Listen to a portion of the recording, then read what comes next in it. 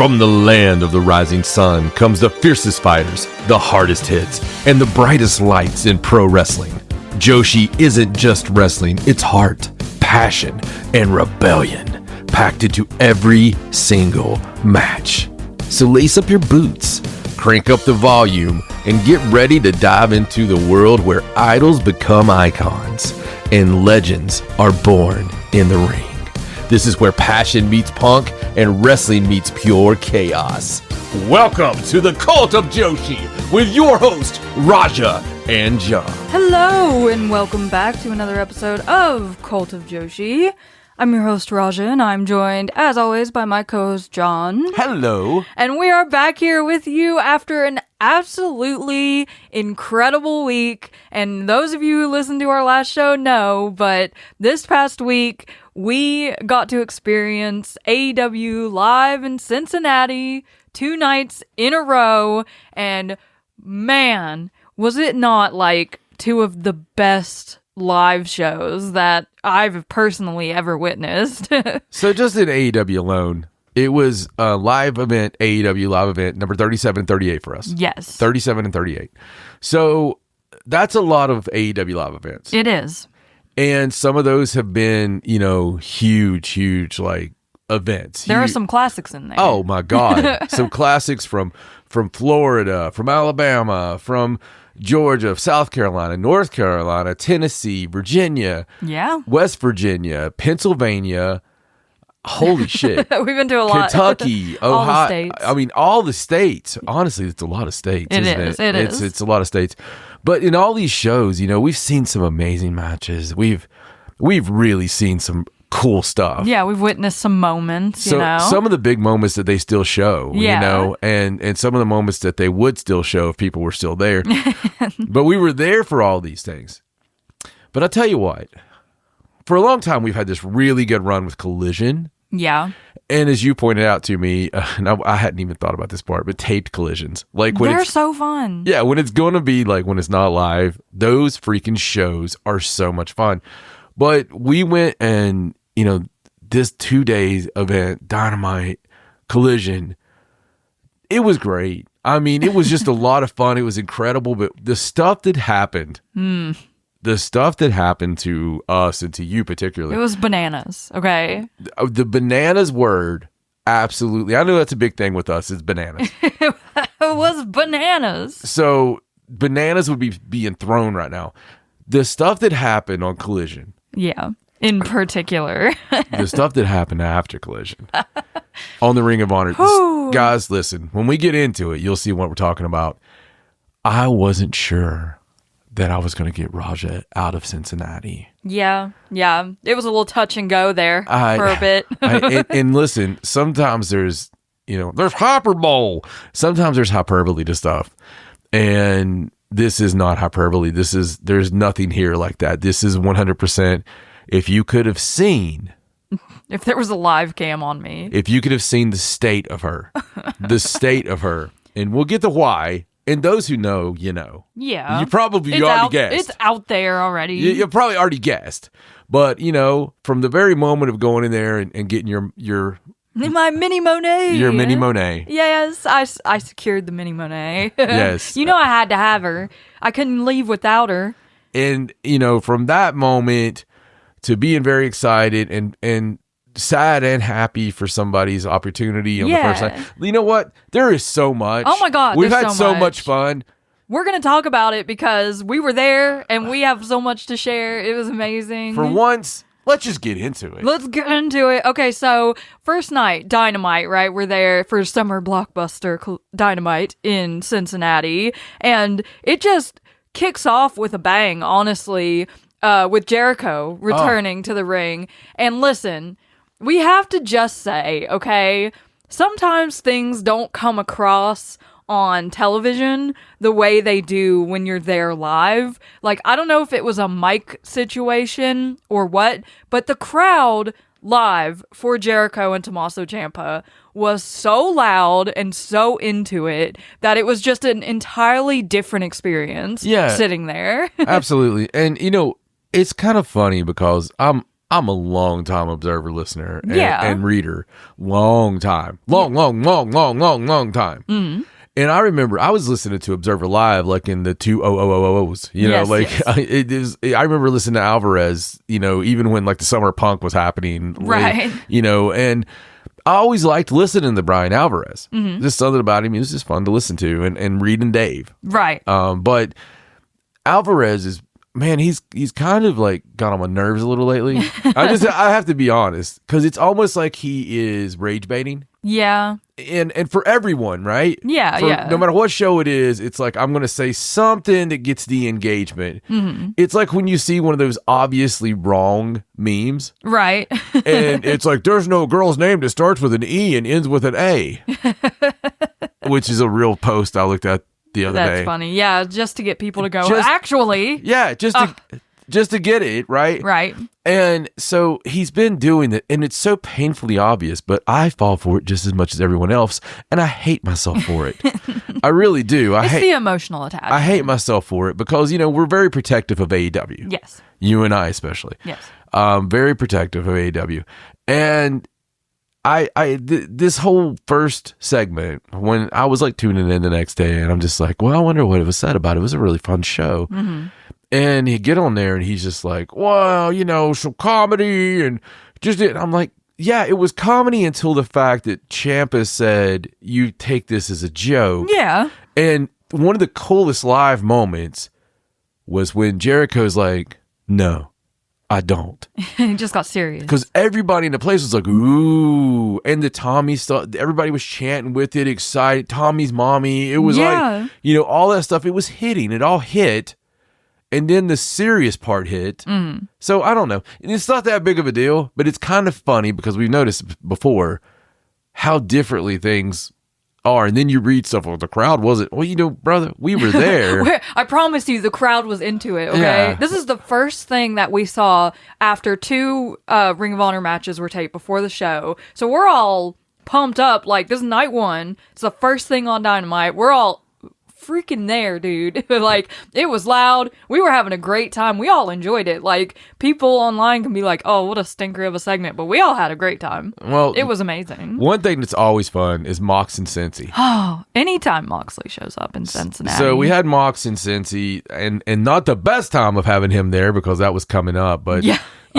There was more to come, but that match with Shane Taylor was amazing, and the Moxley chants were just out of this world during that. They were, and I look over here to my left, and we have this from going to Cincinnati in 2022. Yeah.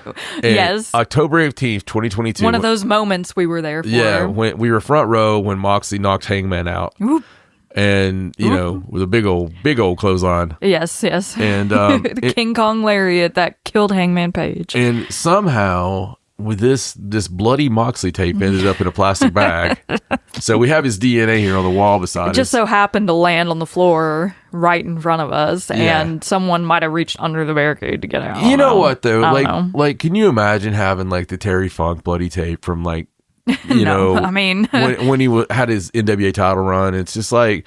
I don't know. Yeah. It's tomato, I guess, for people. It's cool for us because we were there. Yeah. And we saw it happen live. And obviously we're not celebrating someone getting legitimately knocked out and injured, but it was cool to witness. Yeah, live. no, I was talking more about the blood. But as far as the women go, and that's what we're all here for. Yes. On Dynamite, there was a contentious moment, I guess you could say, because this announcement didn't come out until, like, we were there in the building, that Sari had not been cleared for her match against Sky Blue. So she wasn't going to wrestle Sky Blue, and instead of subbing in Takumi, who, Sari preemptively was like, I'm bringing Takumi with me in case I can't wrestle. Instead of doing that, Tony Khan decided to give the chance to someone who very much deserves it and has been through a tough time recently, and she has been working really hard in the women's division to get to this point. But Maya World was subbed in for Sari against Sky Blue in the Owen, and they had a great match, and there were feelings. There were a lot of feelings about it, but from every side. Well, Maya World has done all the right things. Yes. she got trained in the right place. She's, taken the L's on all the job matches. Mm-hmm. She's went around, there's nary an indie show that you can find the last couple of years that didn't have Maya World on it. Exactly. And no matter where you're at, she's done the do, man. She's done the stuff. And on this one, and famously, her and Hyatt, they were there to step up and take the L again to, when other people didn't want to. Yes, they were. And she lost her brother, unfortunately, on Sunday. Yeah. This was Wednesday. Yeah, it was a couple days. Tony gave her the time off, and she was just like, no, it's, of course, it's like therapy. Yeah. She wants to do what she loves. Therapy being there, doing what you love. I totally get it. Mm-hmm. Totally get it. The normalcy, you know, when all you're thinking about is something bad and tragic. And going out there and having this great opportunity, this great match, I love it, man. It's really a cool deal, and especially since Sari couldn't do it, and I just had a feeling that we'd probably at least see Sari. Obviously she did travel to America, right? So I had a feeling that she would make an appearance at least. But the Owen match between Maya World and Sky Blue was fantastic. Of course, Maya World did win that match, so she will be going on to the next round to face her teacher, her trainer, Athena, in the semifinals. And it's just a really cool story, in my opinion. Yeah, it is. And you know what else is really cool? What? The next night. Yes, the next night. Okay, Collision was off the chain. It was absolutely insane. Okay, so we get in there, and the first Collision match that we see is a freaking Kenny Omega singles match. And it was only announced the night before for us, because it was announced on Dynamite that he would be there for a singles match, and I would like to have died at that point. But against Bad Dude Tito, who's an awesome wrestler, so we got treated to just a nice little packaged Kenny Omega singles match, tied up with a neat little bow, because of course Kenny's facing Zack Sabre Jr. at Forbidden Door. Yeah, and listen, the Collision, and we talked about it from the time it happened without giving any spoilers.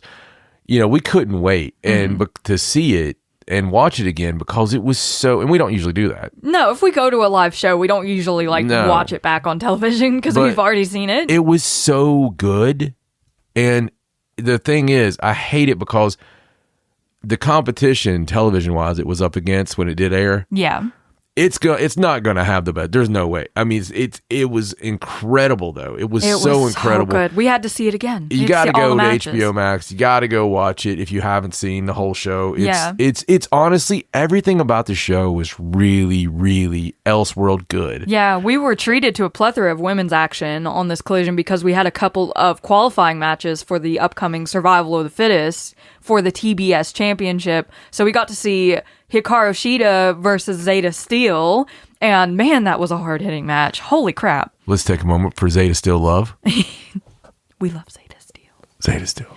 Okay. Hikaru Shida, of course, won that match, and then later in the night, the other qualifier we got to see was Persephone versus Julia Hart, and we know they've had that story going on where Julia hit Persephone with the mist, and she's been dealing with the eye injury because of it, and she did try again to mist Persephone in this match, but Perse smacked her and smacked the mist right out of her mouth, and was able to win the match to go on to the Survival of the Fittest. So now we have Hikaru Shida and Persephone as two of the 6 women who will be in that match on July 1st, so it's already stacking up to be just a crazy match. And we got Tekla coming through and we didn't know that at the time they were trying to do an apology to Stardom for Tekla spitting on the Stardom logo. Yeah, live we didn't hear Tony Schiavone trying to apologize. We just heard Tekla coming out, and she was right in front of us. She gets on the table and does her promo challenging the best they have in Stardom. Yes. Okay, so listen. When Tekla did this, we obviously heard her promo and everything, her side of things, and we were like, oh, I wonder who she's going to face. It's going to be so fun to find out. We didn't see the video package live, okay? So we didn't know when we were there, thank God, because we might have, took someone's head off or burnt the place down or something if we had known when we were there, because it was announced on the actual aired episode of Collision that Starlight Kid will be Tekla's opponent for Forbidden Door. So many times we've had this private conversation. Who is the brand? Yes. Who is the face of the place? Who is the brand? And this conversation was real easy before Saya Kamatani went dark. Yeah. For us. Because it was just the most marketable person, right? We were looking at it from, like, if we were in the front office, like, who do we make the toys of? Yeah, yeah. And Starlight Kid was always that answer. She's a fan favorite. Everyone loves her. It's because she has such a presence and such a look and everything. And she's been around for so long. And she can go. Yes, and her wrestling's amazing. That's the thing, is she can go, and she's just an aura. Yeah. She is walking aura. And, so that match, we know they know how to go with one another. Yes, we do. They have had a past between them. So my biggest hope for this match is we get a full-on main event level Stardom match. Like a 5-star main event. Like, that would be so you nice. can't go 30 minutes, but let's go 15. Yeah. 12 minutes. Give me 12 minutes of 5-star level. Mm-hmm. Tekla versus Starlight Kid. That would be so good. I just need it. I can't wait for that match. It's going to be so good. There was a lot of Forbidden Door build on both of these shows, like the announcement of the cage match, the Kenny Omega ZSJ thing. Like, they were just throwing stuff at us left and right. And then, to top it all off, like, for Collision, the cherry on top of Collision was, of course, that absolutely insane main event with the Cincinnati street fight. The Death Riders versus Shane Taylor Promotions. Holy crap, dude. Like, they went full out for this street fight. And honestly, like, we're not just saying this because we're a women's podcast, but Marina Shafir, freaking, she came out of this like the one everyone's talking about, right? Yeah, even live, man. Live, it was like, even off camera, the guys were high-fiving the crap out of her. Yeah. It was this really cool thing, this really cool dynamic. And one of the scenes I'll never get out of my head is them pouring the broken glass in the tacks and then dropping her down foot first with her bare feet after they ripped her shoes off onto that. Mm-hmm. And then she just kind of just scrubs her feet back and forth, gets it all up in her feet so she could kick the crap out of them. Yes, it was such a moment. That whole match was so much fun. It was nonstop action, like most street fights, especially with this many people involved. And it was just mind-blowingly good. I remember Jerry Lynn at ECW taking the blood and writing "die" on his chest. And it was one of those kind of moments, it was like really, really cool moment. And I love Marina. She's just so badass. Yes, she is. She's just, just incredible and really compliments. Well, I mean, she is the Death Riders, man. Yeah. Like, her and Mox, for me, are the Death Riders. Yeah, like anyone else could come and go as long as you've got mom and dad in there. Yeah, and I hate to say that because I love all of them. And I love the way they are. And I also love, like, the brother-sister thing with her and Danny. Mm-hmm. That just seems like a real fun little thing. I know, it's so cute the way she, like, hypes him up, but also, like, makes sure he's staying in line and everything. Like, their whole dynamic's just fun. This match was long. This match was awesome. This match wasn't just like a hardcore slop. It was really great. It was like practical effects, folks. There was no AI here. Yeah, there were no CGI. Plenty of bumps and crazy moments. And just the stiffness, man. That's the one big difference with AEW. You get that old school slobber knockerness. Yeah. And it was just great. It was just really cool. But oh man, as the Collision dies down and some of the less than fans, some of the start scooting out. There ain't many people was going to have to do what I was going to have to do at work the next day. And even though I live, over an hour away. Yeah. We were not going to leave. I wasn't going to leave. I didn't care. People were bitching about work and stuff. I didn't care. You didn't care. No, I mean, listen, this was Global Wars, but we never leave for Ring of Honor anyway. Like, we love Ring of Honor. It's so much fun to see live or on TV, and they always have amazing action at Ring of Honor. So, of course, in and around both nights of action for AEW, they taped Ring of Honor Global Wars. So we got a few matches before the show and then matches after the show, but by far the most matches happened around Collision. Like, how long were we in the building for Collision? So I don't know about how long we were in the building, but the show itself went 5.5 hours total. It was crazy. So 5.5 hours total. One thing I do want to say, both nights were started off with Stephen Borden. Yeah. And the son of Sting. Guys, listen, I know you've seen the pictures, and genetically, Stephen looks like his dad. Stephen, not just like, oh, hey, look, he looks like his dad. No. Stephen Borden looks like Blade Runner Sting. He looks like young Sting, and it's crazy. And it's not just that. Like, if you would crown him and be like, okay, look, we're going to put the dew on you. We're going to lighten your hair up. We're going to put some makeup. I hope he gets the makeup. I just do. Like, he's a great looking guy. Yeah. But I really want him to have... at least a lightning bolt, right? Just like it's Mexico, like inherited in the mask, you know? I really want him to have the mantra and have that when he's ready to go, because he's still cooking, right? Yeah. But, dude, listen, some of the things I loved about Sting as a kid is simple little things. And I've always told you, do the ordinary things extraordinarily well. Right. Or just even a little bit different. Mm-hmm. Sting always had this incredible height on his elbow drop. Yeah. Seems like a simple thing. But you can go back and watch like the Saturday nights and before they went to the center stage, when they were still in the little Studio 17, in there's where I remember the elbow drop, first noticing it so much. He got such height on it, right? Mm-hmm. Well, Stephen Borden does it, and he doesn't come down for a couple days. Yeah, it's pretty amazing to witness. His stinger splash may or may not be contained by the ring, And the weird thing is, it's like the movement. You have movement coaches in Hollywood, that are like, okay, this is your movement, this is what you're doing. It's like the movement genetically of Stephen Borden to what his father does with his movement, with his punches, with his kicks, with his just running. Yeah. It's exactly the same. It's like he inherited his dad's muscle memory. It's exactly the same. And it's so crazy that I'm like, did they get a clone? Did they actually pay for the clone? Yeah. Because it's just awesome. And I'm just wanting on record, Stephen Borden is going to be a mega superstar, biggest world champion, multiple time world champion. Oh yeah.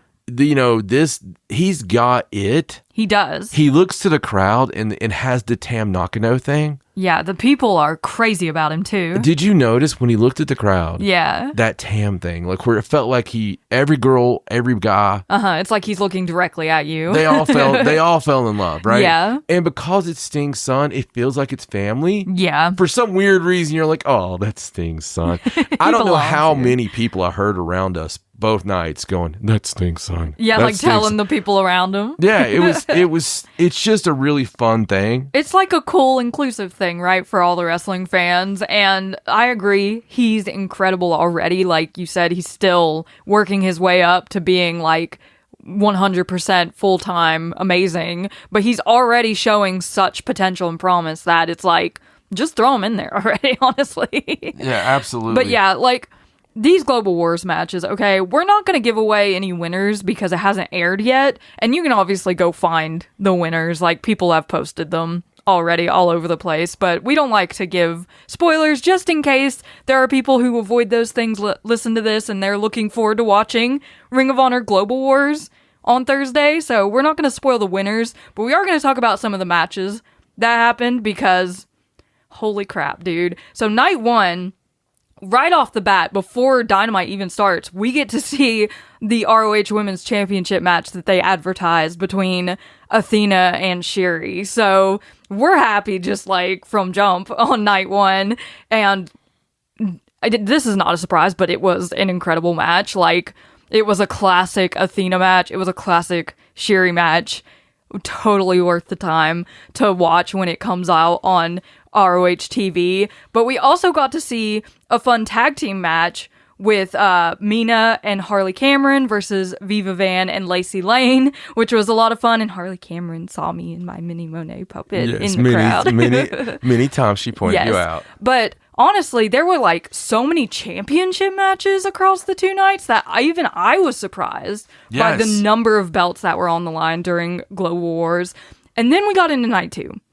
And So before the show, we saw Stephen Borden again, and then we were treated to an ROH Pure Women's Championship match between Deonna Purrazzo and Olympia from CMLL, our girl. Yes, it was awesome to see so Olympia. excited to see her. We got some good chants going. And then after the show came, and we were not prepared for the number of matches that we were given and who was in the matches that we were given. I mean, Sherry showed up again to go against Billy Starks.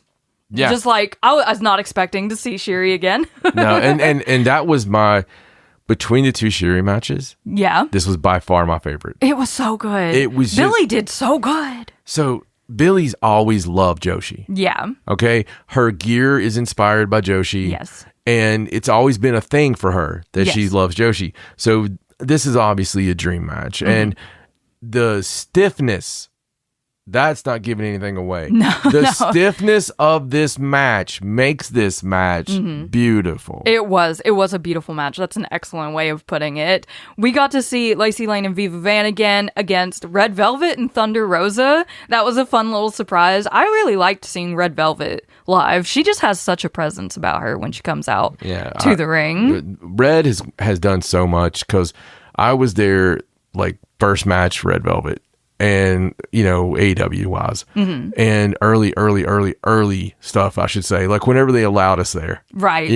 I was there. Yeah. And it was, to see what she's grown. I know. She's come so far. It's really, she really is special. Yeah, and she's a mainstay in Ring of Honor these days. Like, she is one of the top women in Ring of Honor. And, of course, Thunder Rose is just a legend, so. Yeah, so it was really cool to see her. And then, like, all throughout the night, like, whenever Tony Khan would appear, he would be like, don't forget to stay for Global Wars. We're going to have great action from CMLL, from AEW, from Stardom. And he kept, like, emphasizing that. And I was like, okay, we saw Sherry, so that must be the Stardom person that we're going to see. No, I was wrong, guys. I was so wrong. We got so much more. So 2 matches in a row. Women's singles action, right? Queen Aminata versus Hanako. Hanako is in the building. Like, what? Just out of nowhere? Yeah, that was like one of the first. And you talk about the family thing, like we talked with Steve Borden. When Hanako came out. Oh my God. And people are seeing this monster with the blonde hair and the she's attitude. So big. And we're thinking of her little flower bloom. She's just a baby. It's just like, I don't know, man.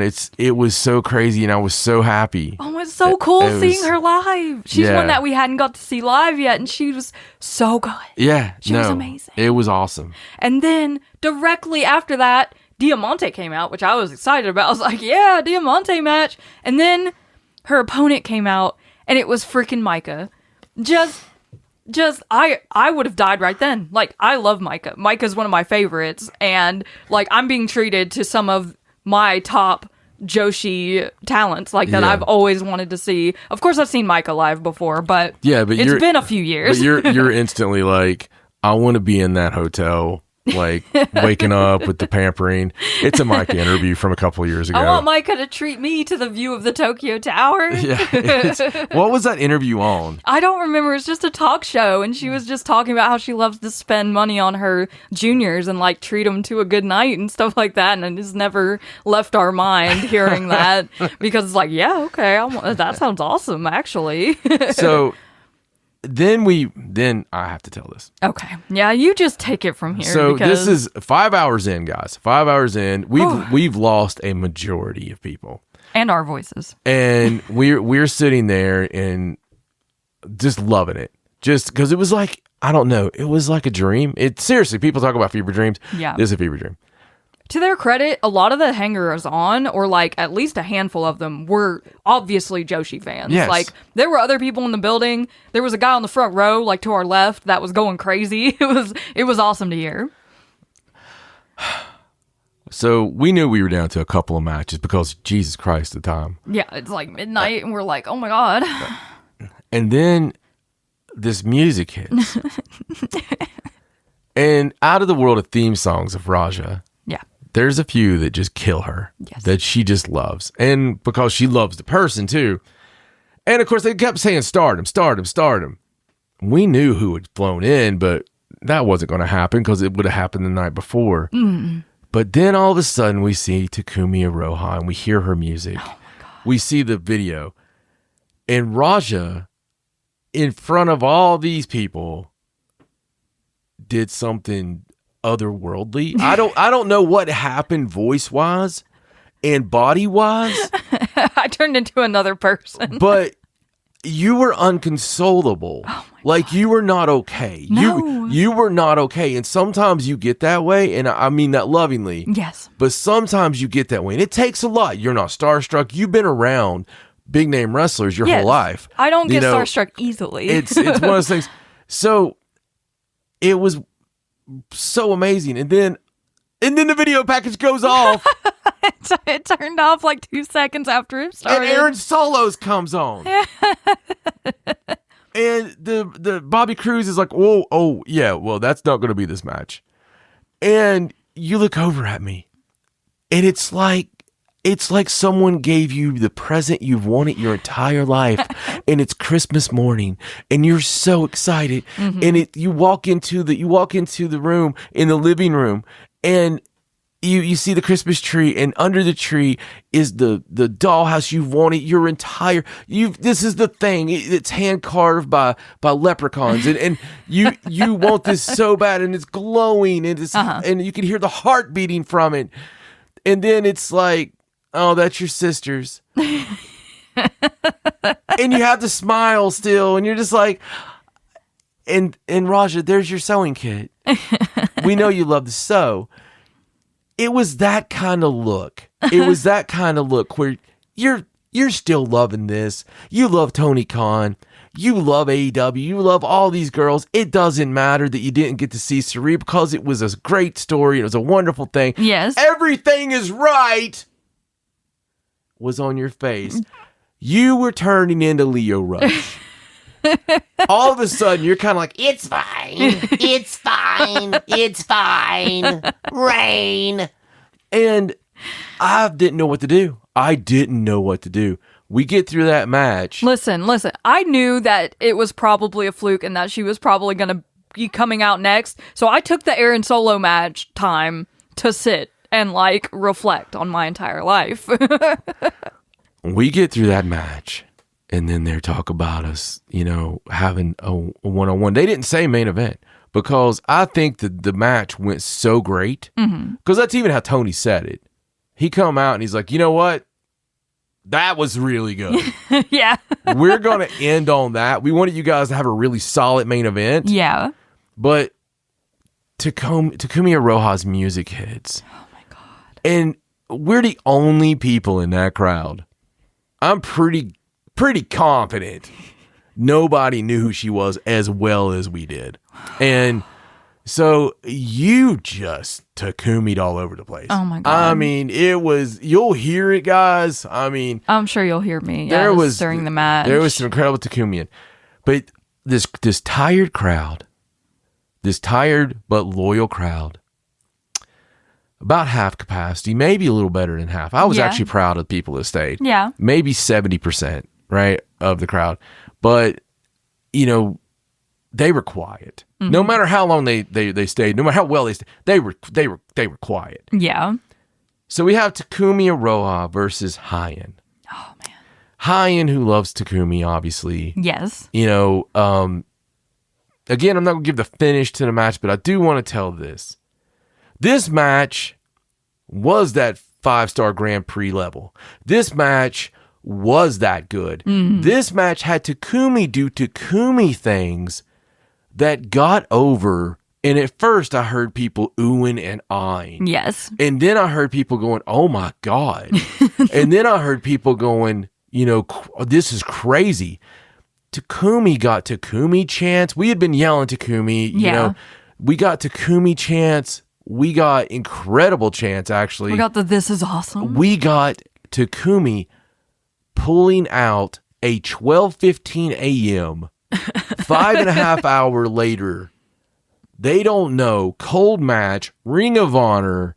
"This is awesome" chant. Oh my God. And when I heard that, I was so proud of everyone in attendance, but I was so happy for Takumi Iroha. I was so happy for that girl who came over just on a little whim, that a slither of hope to be featured.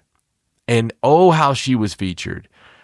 It was amazing. And it was so great that after the match, you could tell that Sari, watching in the back, could tell how awesome it was and heard the "This is awesome" chant. Yeah. And runs out to the ring and embraces Takumi. And Takumi, who always hides her emotions. Yeah. Because it was kind of hard to hide this. Yeah. It was clear that everyone involved was happy with the match. The fans were happy with the match. And you got to think about my personal emotional roller coaster over the course of the 2 days, because if you listened to our show last week, you'll know how excited I was at the very prospect of Takumi Iroha being in the building. And then we get to Dynamite and find out that Sari's not wrestling and that Takumi's not replacing her. So it's like, are we even going to get to see either of them while we're here? And I made my peace with that. I was like, okay, it's cool. I'm at AEW. I don't care. I'm still going to have a great time. I'll see Takumi another time. I have my whole life ahead of me and all this Joshi to watch. So I was good. I was cool. And then it just started ramping up that night after Collision. It's like Hanako, Micah, and then freaking Takumi Iroha. I think I hit the floor at one point. Yeah. It was a lot for me personally. And these 2 nights were so much fun. I don't know that it's going to be hard to top this one. Like, unless they honor their word and bring a pay-per-view to Cincinnati, please. Yeah, it was the kind, the great ones are always the ones that you haven't thought about the 10 matches for 2 months. You don't know what you're getting really. And, it just over delivers. Oh my God. It blew every expectation out of the water. It did. It over delivered. And I think Collision was by far the A show this week. Oh, yeah. It just happens. You never can tell on that stuff. It was one of the best Collisions I've ever seen live or otherwise. It was that good. It really was. I mean, we'll stop gushing about it now. It was such a great experience. It was. And the good thing is, these things have chapters, so everybody can just skip around and all this stuff. But I know maybe you're here now that we're going to talk about Stardom. you guys are great though, and I love our listeners. Absolutely love our listeners because they're always very understanding of the gushing. Hey, there was a lot of Joshi related things in there. There really was. We had to talk about it. So you guys are going to have to support Ring of Honor. You're going to have to go out of your damn way to watch the Global Wars. And, make sure that they get their numbers up on that just to be able to see, because let them know that we want the Joshi wrestlers here as much as possible. We're so close to having a women's show. I know. We have so many people. It could have a women's. You have your own AEW network now. Yeah. You can totally have a women's show, a 1-hour women's show. Yeah. It'd be awesome. Yeah. Just use all that talent they've got in Ring of Honor and AEW, just like... And then people from overseas or from the indies or anything. Like, there's so many talented women. That'd be so easy. I'm hoping they make a title that's for the, basically for the indie talent that they're putting on there and hosting, letting them have their, like, Our Boys in Limitless. So excited about that. But, having... basically like the NJPW TV title that represents the NJPW world. It'd be kind of cool to have one that was for the indies, like a My AEW title. Kind of almost like an ID championship, but the My AEW that would be title fun. would be I agree. I think that would be awesome, and it's a little extra incentive, right, for the people who are on there. It'd be awesome. Kick it up a notch. So yes, that was our experience this week at AEW. It's always a great time when we get to go live because they don't come to this area as often as we wish they would, but anytime they're around, we make it a point to go and see them because they always deliver with their live experiences. Yeah, because we fall into we will go to Indianapolis, we will go to Cincinnati, we will go to Lexington. Yeah. We will sometimes go to Nashville. West Virginia every time. Yeah, if it's within a certain driving range, we're like, all right. Dayton. It's a ridiculous driving range, actually, isn't it? Yeah. I think like around 5 hours is our limit, but anything within that, we're like, okay, that's easy peasy. Yes. Because we're crazy. We are insane. But that's not the only thing that happened this week. Obviously, there was also an absolutely crazy Korakuen Hall show from Stardom on the 14th, and this is the final show before the conversion this upcoming weekend on the 20th. So there was a lot that they had to get in there. Obviously, we've done a lot of the building already. We've talked at length about how amazing these house shows have been over the past couple of weeks, and everyone just seems so involved and so excited about everything that's going on. But this Korakuen Hall show, in front of a sold-out crowd of 1,494 fans, just spectacular. So we kicked off the Korakuen Hall show with a tag team match. Matoi, Hamabe, and Hanan teamed up against Hanako and Saya Ida. So we got Team Big and Small back. We love that team. Yes. Saida and Hanako is such a fun tag team.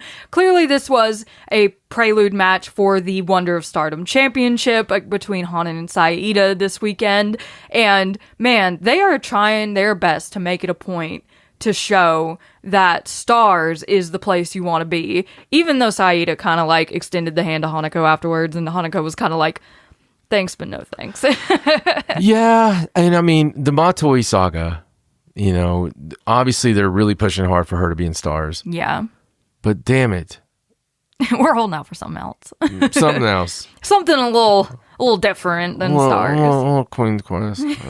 Yes, but this was a really fun match, a great opener. These four always go, and I'm even more excited for the Hanan Saida match than I was previously. I was already really excited about it, but even in this match here, they really showcased what they can do when they go against each other. Yeah, it's going to be great. I mean, obviously anything those girls have, if they're teaming together, it's going to be fantastic. And I think this is going to be somewhat of a sleeper incredible match because, you know, they both are so driven to have a great match. Yeah. And they are wanting to put Stars. That's not a work. They're wanting to put Stars on the map. Stars needs it. You know, wanting to have Stars, you know, people want to watch Stars. People look at Stars as the elite. Yeah. And the best way to do that is to have the most elite match you can have. So and entice people to join you. and dude, people are going to be so behind Ida as always. Yeah. But it's going to be fantastic. I agree. Hanako did win this match for her team. She pinned Matoi to win. So in the next match, we had a little 6-man match. Rion, Kikyo Furusawa, and Maki Ito versus Emma Maishima, Mei Seira, and Starlight Kid. So we got the Ito Respect Gundam here, which we always love to see. And then we have a returning Mei Seira on the Neo Genesis side, and also Emma Maishima donning some very Neo Genesis gear for the first time now that she's officially part of the faction. I thought Emma looked amazing. She did. Fashion this week is Emma looked awesome. Yes. Like that. Emma killed it. Yeah, she looked like she always belonged, as you'd said, you know, and it was nice to see Mei Seira back. Mei Seira seemed like she was still in pain. Yeah, she seemed like she was still kind of like not quite ready to get back in the ring. And she also looked like she had a fight with a tattoo artist and lost. So she looked interesting. Like it was not the Mei Seira we were expecting. No, it was cool though. I mean, it was cool to see her back. It just looked like she was in pain. Yeah, well, hopefully she had enough time to recover because we don't want anyone coming back early and hurting, like re-injuring themselves. Right. But it was cool to see Neo Genesis kind of more at full strength. Obviously, this isn't the full faction because of the main event of this night, but the IRG did win this match. Rion hit Emma Maishima with her sort of sideways code red and pinned her. So the IRG is set with a win heading into the conversion where they will challenge for the Artist of Stardom championships. Brother, I can't wait to see Rion in that gear. I know. I was like, I wonder if she's going to debut it here or if she'll save it for the conversion. Obviously, when we hit the conversion next weekend, we're probably going to see a full outfitted IRG, which is going to be crazy. It seems that way. The next match was a special singles match between Ane Kanaya and Sayaka Kurara. So they've been doing a lot of this recently with the rookies, where they kind of go one-on-one with the people in the faction that they're looking to join. We saw it with Emma Maishima against Miyu Amasaki right before she joined Neo Genesis, and now we've got Ane Kanaya facing Sayaka Kurara because she desperately wants to join Cosmic Angels, and Aya Sakura is kind of being like, you know, we had to go through the trial. You have to go through the trial.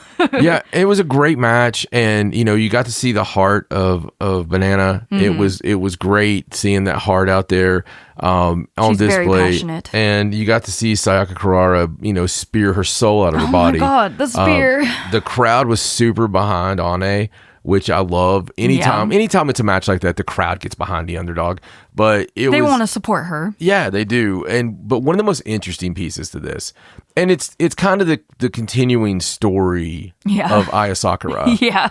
So in the backstage segments, which again we'll say it's always worth going back and watching the full backstage segments because so much story gets put there. Yeah, they put them on YouTube. Yeah, so it's easy to find. Absolutely.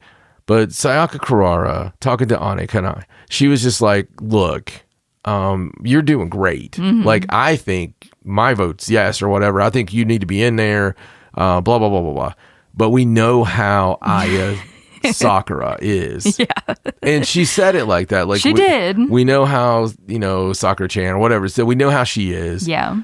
And I just thought there was so much in that because recently there's been Aya Sakura interviews where she was like, I'm really sick of being compared to my tag team partner. Yeah. And she's definitely had some feelings about Sayaka's title run. I know that I've been on this bus for over a year. Okay, I realize that. Right. And eventually it's going to have to be, look, okay, it's not happening. They're just fussing. Yeah. But man, it just feels that way to me. It's hard to ignore the slow devolving of Aya Sakura's sanity. Like, it just gets worse and worse. And we've seen it recently with this whole Cosmic Carnival thing. Like, she is not stable. And she has a clear chip on her shoulder when it comes to Sayaka Kurara because she brings it up constantly. Yeah, and I agree. It's fun. I love the carnival. Yes. Absolutely love the carnival. And I love all the I loved her out there cleaning on the stage. I love all the crazy Ito stuff. All the crazy shit she does. Oh my God. Is great. And the carnival is one of the better things I've seen in a long time because it's just so funny. It's so silly. But I still think that there is so much story there between them two. Yeah. And it really makes it interesting. I agree completely. And like you said, Sayaka Kurara was very supportive. She was like, I felt your emotions. I felt your passion in this match to Ane Kanaya. And she was like, I want you in Cosmic Angels, but it's not just my decision. We know how Sakura is, and we have to let her also come to that conclusion. Ane was very happy about that, by the way. She was like crying because she was so happy that someone was like, yes, I want you in Cosmic Angels, which is really sweet to see someone so passionate about joining a particular faction, especially with the kind of wishy-washiness that we've had recently with people like, I don't know if I want to join your faction. It's nice to see that kind of passion out of somebody. Absolutely. Right after this singles match, we had a little surprise. Momo Watanabe came out to the ring and announced that she is ready to get back to in-ring action, which is awesome. Yes. I miss Momo Watanabe. A lot of people do. Yeah, me too, man. This was a cool moment. Yes. In the next match, we had another 6-man. Akira Kuragane, Itsuki Aoki, and Xena took on Kyoko Katatsu, Nanami Hatano, and Shiri. And originally, Tomoka Inaba was supposed to be in this match on the God's Eye side, but she ended up getting injured, so Nanami took her place in this match. So cool to see Nanami with her. She is God's Eye, for those who don't know. She's from Pro Wrestling Diana, but she has been a member of God's Eye for a long time, like years. So anytime she comes in, she's usually teaming with God's Eye. And who was in her corner with her? Didn't she have somebody with her? It wasn't her. It was Miku. Oh, I'm sorry. Yeah. The two newcomers, or not newcomers, but two outsiders on this match. The two outsiders. Yes. I'm just excited about it because me too. It gets her in the building with Stardom and the implications. It's there. This match was really fun. It was kind of silly, like they were all having just a good time in this match, and especially the Mavita Loca side. It seems like Itsuki Aoki and Akira Kuragane really enjoyed teaming with Xena, and even in their backstage comments, they were being silly, like calling Xena mom and like calling Akira a disgruntled baby, or however they put it. Itsuki Aoki, Akira, and Xena were great together. And their little heart hand like pose. I had so much fun with these guys together. Me too. And it seemed like it was really like it felt like a right place for Xena. Yeah. I know Xena's on her way out, it seems, as she said. Yeah. But this finally felt like something for Xena. Yeah, I put, like, when I was watching this, I put out a tweet about how I think Xena would be a great fit for Movida Loca, but that was obviously before that we saw the backstage comments, and she mentioned that her time in Stardom is coming to a close, which is, it's sad. We hate to see people go, but we're going to cherish her while she's here. Xena did win this match with the German suplex hold on Kyoka Katatsu, so a little Movida Loca win there. Unfortunately, no Suzu sighting.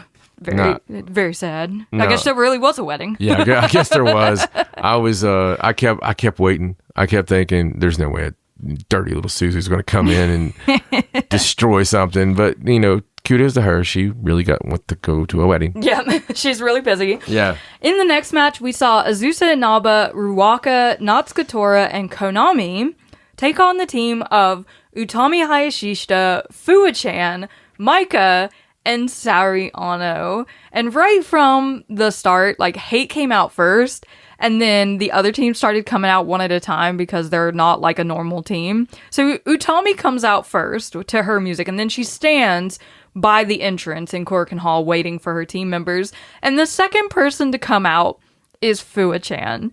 And oh my god, I love Fua-chan so much, and we say that every time we get to see her.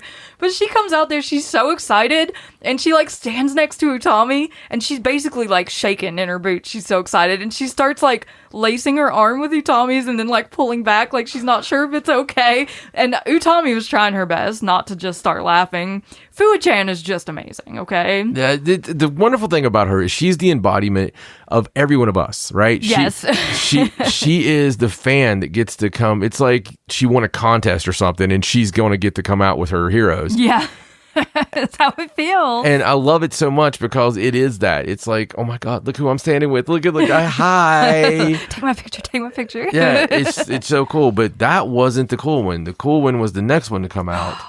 When Maika came out and stood next to Utami, they kind of shared a look, and it was a very charged look. A lot of feelings there. Obviously, they like teaming together, but also it was a look we have some business to attend to, oh, it was so cool. And I got in my head, I was picturing a freaking faction with both of them in it, and I was going crazy. I was thinking back to them, wrestling, and thinking back to just, there was so much. And as we said before, Utami tells such good stories with her eyes. She does. She's so emotionally intelligent with her face. and it's the subtleness of the brilliance. Yeah. And then, of course, Saori Ano. This team is just an insane team to throw together. We've seen a lot of that recently with just some crazy babyface teams being put together to go up against Hate. And, of course, the returning Momo Watanabe was ringside, and this was sort of the first interaction between Utami and Momo, and there's some history there, if you know, with the Queen's Quest thing. So this match was a lot of fun, obviously, with everyone who was in it, but the finishing segment had Utami Hayashishita in the ring. She accidentally gets shoved or runs into the ref, and then Momo came in, hit her with the bat, and then Tora was able to hit the Swanton Bomb on Utami Hayashishita and pin her. So Utami takes another loss from Hate. She's obviously not very happy about that, but just of the interference and the people who meant the most to Utami coming in to sort of screw her over in these matches, I think it's going to hit a boiling point at some point. Yeah, I mean, she's come in and she's done the job, man. She's done all the jobs. Yeah. She's done, she's paid penance. And one of the best things of the whole deal is hearing the crowd, the sold out record, Korakuen Hall crowd chanting Utami, Utami, Utami. It's so good to be back. We're so back. It just feels great to see that acceptance. Yeah. I love it. Yeah, I do too. And obviously Utami has been trying to get Saya Kamatani to acknowledge her, and she wants a singles match with her, but it seems like we're going to be setting up for something else, which we will get into after the main event, because that's when it happened. In the next match was for the Future of Stardom Championship Miku Kanai came in to face Rana Yagami, who has been on an absolute tear with this Future of Stardom Championship since she won it. Like, the past 6 months, she's just been facing literally everyone who will face her. And this match was no exception to how amazing this run has been. It was a hard-hitting match. It was full of action. Like, they were working the arm. They were kicks everywhere. Miku Kanai is just such a talent, so seeing her in there with Rana was really cool. But Rana did defend the Future of Stardom Championship. She used her Beatbuster to put Miku Kanai away, and so it looks like after 5 successful defenses, Rana will be taking the Future of Stardom Championship with her when she goes to America in July. But pretty awesome. Now, Now, Miku Kanai had a very interesting person in her corner. yes. And that person was Nori. Yeah. If you remember all the buzz that Nori created a couple of years ago. Yeah, because she made appearances in Marigold, and she was in their Dream Star Grand Prix, the first one. She was, and anytime we've ever seen her, she is so good. Oh, man. So talented, young, talented, incredible. And it's one of those that I wanted to gobble up and sign to a contract the second we ever saw her. Yeah. Unfortunately, that hasn't happened. But just having her in the corner, I was thinking, damn, what a great challenger. Yeah. What a cool idea. What a good story that would be. And of course, she goes by Rena now, which is not confusing at all. Yeah. But she goes by Rena. She should at least be like Norina. Yeah, Norina or something. Norina. Yeah. But yeah, nothing came of it except, she was just there with Miku to support her, And it's clear that if you're going to be trained by Shinobu Kandori in LLPW, that you're probably gonna know a thing or two, but Nori is just so talented, and I would love to see her even just have a match in Stardom against one of the girls. I think that would be really awesome, but she was in the building. I don't know if anything's gonna come of it. Yeah. It was just cool to see her there, because we weren't expecting it. Right. In the next match, in the semi-main event of this evening, for the Artist of Stardom Championships, we saw Aya Sakura, Yuna Mizumori, and Natsupoi versus Lady C, Hina, and Ami Sourei. And boys, the dance is back. The Cosmic Carnival has brought back the Cosmic Angels dance in the ring to the song. Oh, it was so cool. It was awesome. I loved it, and it's just incredible to see. It's such a little thing, and such a huge thing at the same time. It's so fun. And so the fact that the Carnival of Cray Cray decided to come do this was amazing. With their feathers in their hair. Yeah, just their flapper feathers, and they're so good. They're just funny as hell. Yeah, they are. And this match was so good. Okay, Dream Trine has just become this force in the trios division. Anytime those three are together in a match now, it's like can't miss TV. It is so good. And this match in particular, though, Aya Sakura was really, I think, the focus point of this match. She was so determined to win this match, and she got quite a few really close calls that we were like, oh man, I thought that was it. And it's just obvious that she wanted this so bad. And I think that's really interesting. Obviously, she does have that chip on her shoulder, and she's trying to have the same sort of level of success that Sayaka Kurara has been having. Unfortunately, for Aya, Ami Sourei did hit her with a Thunderbolt and pinned her so that Dream Trine retained the Artist of Stardom Championships, their first defense of the titles. So Cosmic Carnival was unsuccessful in becoming the new champions, and they were clearly very disappointed about this backstage. But I think it's interesting that backstage, after it was all said and done, it kind of seemed like Aya Sakura was the only one that was still in that headspace. Natsupoi kind of seemed like, well, that was fun, but now it's over. She was back to normal Natsupoi. I don't know how to explain it, but it kind of felt like they were doing this for Aya Sakura. They're supporting her in her insanity. It does seem like they're enablers. And I agree. Aya Sakura can't have a promo where she's not screaming, blood curdling screaming. But it's interesting, man. The whole thing is interesting. It really is. I don't know where it's heading, but I do like it. I don't know if it's heading somewhere with the breakup of, like the New Blood tag titles. That's going to be interesting when they actually defend those again. Yeah, because they haven't tagged in a while. So when that happens again, I'm suspecting on a New Blood. Yeah. It's going to be interesting with the 5-star. Oh, man. Like, how's that going to be? Is she going to go deep? Is it, God knows, could she have a win over her partner in that? I mean, it's possible. I'm very excited about everything coming up this summer just because there's so many little stories hanging out there, like with Utami and all the people she needs to go through. Yeah, like all the people she needs to like see again. And so I'm hoping that Utami, I want her to win the damn tournament. I want to see her go through everyone. Right. But, Yeah, but this whole Aya Sakura thing, I agree with you that it has to come to a head at some point. Like, they can't just ignore this at this point. Aya Sakura is clearly going through a lot. She even, after the match in the ring, was, like, screaming into the mic about how frustrating it is and how her tag team partners had all this success and she hasn't been able to do anything. She couldn't even win these Artists of Stardom titles, and it's getting under her skin, and I think that it's just gonna hit this point where she can't take it anymore.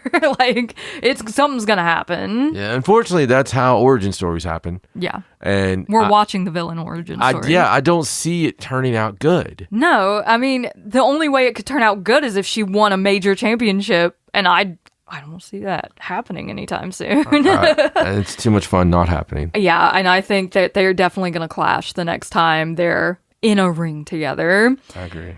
But the main event of this show was for the Goddess of Stardom Championships, where Hazuki and Koguma were facing Miyu Amasaki and Azumi, and FWC and O2 Line have a deep, deep history with one another. They were supposed to have this match at Queen's Dynasty back in May, but Miyu Amasaki ended up getting sick, so this was sort of a makeup match from that. And as you can imagine, it was an absolutely incredible match. Like, these two as tag teams, we already knew about FWC, right? Like, they are the standard tag team in Stardom, but O2 Line has turned into such a fluid tag team, such a cool, like, they work so well together. Miyu Amasaki has come such a long way in her abilities in the ring, even just over the past year. And her and Azumi, they look great together, they work great together. And then, not to even mention the moments in this match where it was Azumi versus Hazuki, which were just crazy and amazing. But for O2 Line, their first defense of the Goddess of Stardom titles, they did win this match. Azumi hit the double Azumi Sushi on Hazuki to pin her, so they will be going on to their next challengers of Hi Mate in the future. But this match was it was a great main event. It was really fun. It was, dude. It was a great match, and we knew it would be a great match. We did, yes. But that wasn't the main event, was it? No, because something happened backstage after this match, specifically when Miyu Amasaki and Azumi were giving their interview. They were interrupted by Utami Hayashishita. And dude, you could cut the tension with a knife. Like, you could do the Scooby-Doo, like cutting the air and putting it on a plate. Yeah. It was so thick. Utami approaching Azumi and Miyu Amasaki, who they were all in Queen's Quest together. When Utami left, Azumi and Miyu were still in Queen's Quest. They tried to keep it alive, and now they're face to face again. No Queen's Quest, and there's a lot of baggage there. Like, so much. Oh my god. This was deep. Like you said, the emotions was deep. Utami coming in, interrupting the interview and saying, I want you to stand with me against them, against hate. And both girls getting a chance to say a little bit of their piece. Yeah. And there's a lot to, you're basically saying, hey, there's a lot left unsaid. There's a lot to unpack, but I will stand with you. Yeah, they were even like, we as members of the unit have to take responsibility for the fact that it's not around anymore. Like, they were like, we know it's not all your fault that everything that happened, but there's a lot unsaid and we will help you, but that's not going to be the end of it. Yeah. So it was wild, dude. Like, it just felt like we were watching something that was like a private moment that we shouldn't be watching. I just love the fact that it was brought up. Yeah. I love the fact that it wasn't left unsaid. Yeah. That it's out there. So even just the acknowledgement is so much better than let's just try to do something new and not, because it's so deep. The story's so rich and it's just there. Yeah. And I mean, if you need help in a match going up against hate, who are you going to turn to but people who you already trust deeply and wrestled with for a long time? You kind of know what they're going to do in the ring. So it looks like we're going to get a trios match at the Conversion where Utami, Azumi, and Miyu will be facing off against Hate. And that's going to be... So what members of Hate? Is it going to have... Obviously Tora. Tora, yes. But is it going to be Saya Kamatani and Momo? I feel like it kind of has to be. Like, that makes the most sense, right? So if Momo Watanabe, Saya Kamatani, Utami Hayashishita, Azumi, and Miyu Hamasaki are in the ring together. That's a lot. Hold on. With the woman who brought it all down. No, seriously. I know. Am I wrong? No, Natsuko Tora is single-handedly responsible for the demise of Queen's Quest. So you're in a ring on a show where everything goes crazy normally. Yeah. And all the girls, basically, of Queen's Quest are in this match. Yeah. With the person that caused it all. On the show 2 years ago where Queen's Quest was brought down by Natsuko Tora. Yes. No less. And of course, Momo Watanabe was already deep in Oedo Tai by that point. Like, she was not Queen's Quest when it went down, but she was Queen's Quest for a long time. So listen, am I reading too much into it? No, I don't think so. I mean, it's history, right? Like, all of those Queen's Quest members, former Queen's Quest members, in the ring at the same time, and Natsuko Tora, who despises Utami and all things Queen's Quest to the point that she doctored a contract to be able to kill the faction. It's a lot of history, it's a lot of emotion, and if that is the match, in any iteration of the match where Utami's in there with Natsuko Tora, they're gonna beat the crap out of each other. If it ends up being Momo and Saya Kamatani in that match, dude. That's a crazy trios and match. maybe it's not going to be. Maybe it's not going to be. No. It could be Ruaka, Konami. It could be anyone. Totally could be one of these others. Yeah. Totally. But what if? But what if it is? I mean, if it is... Then we all lose our collective mind. Yes, if it is, it's insane. It is. That's a crazy match. But it's the Conversion. We always have crazy matches at the Conversion. It has to mean something. If it is, it has to mean something. Yeah. It has to mean something Queen's Quest. It has to mean something Queen's Quest. Yeah, so that happened, and the Conversion is coming up very quickly. Like, this weekend is the Conversion. They still haven't released the full card. I was hoping it would be released by the time we recorded this episode.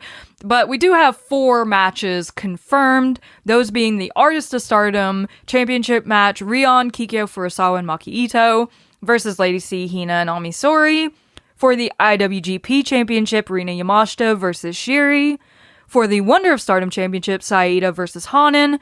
And for the World of Stardom Championship, Suzu Suzuki versus Sayaka Kurara. So, already the championship matches are all lined up and look amazing. But we'll have to wait and see, I guess, in a couple days when they release the full card, because I have a feeling there's going to be some stuff on there that's just going to be mind-blowing. I'm so looking forward to this weekend. Yeah, no, it's going to be great. Yeah. I mean, it's going to be fantastic, and I can't wait for them to release the damn card now. I know, I'm so excited. I'm literally scrolling right now. You're like, maybe it's been released since we sat down. Yeah. I checked right before the show.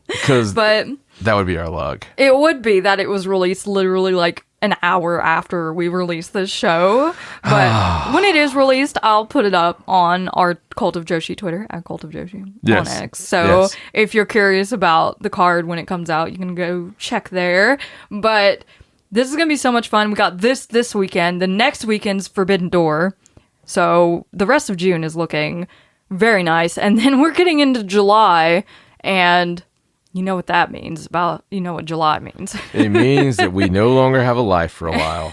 We got a full month of no life. Yes. And a very big preview show to put together. So I'm so excited, like you said, for the summer. It's always one of the best times of the year for Joshi in particular. Oh, yeah. So I am really, really excited. But that's all we got for you guys today. I hope you enjoyed listening to our experiences at AEW and all these amazing Joshi matches and things that we were able to experience this week. Let us know your thoughts in the comments below if you're watching on YouTube, what you think of this Korakuen Hall show and all of the AEW stuff and the upcoming conversion. We love to hear from you guys. Make sure you're following us at Cult of Joshi on X, on Instagram, on Facebook, sorry.